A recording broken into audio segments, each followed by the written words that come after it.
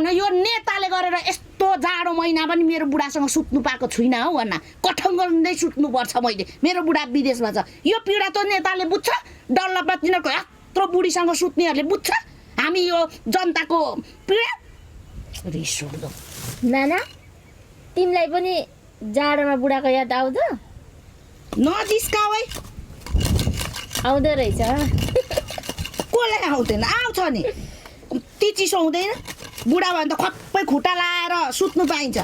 यो पीडाहरू सम्झिन त म त कसैलाई भोट दिनु मनै लाग्दैन छिरिक्क मन लाग्दैन अहिले नेता राम्रो भन्छ नि त्यसलाई फाट ल यसले राम्रो गर्छ प्याट भोट लायो भोलि खुलात्तै खुल्काइदिन्छ त्यसले नै म त साँच्चीकै यो देशको कुरा गरौँ भने त दक्षिणा साह्रो रिस उठ्छ हौ साह्रो रिस उठ्छ म त भोटै दिन्न भन्दैछु जुन गोरु आयो कहानी चिरेको कि के भन्ने उखान छ नि सबै आयो उही फ्या हो क्या सबै एक दुई दिन चुमुक चुमुक चुमुक चुमुक चुमुक गर्छ नि छप्प पैसा आएपछि उखानै छ नि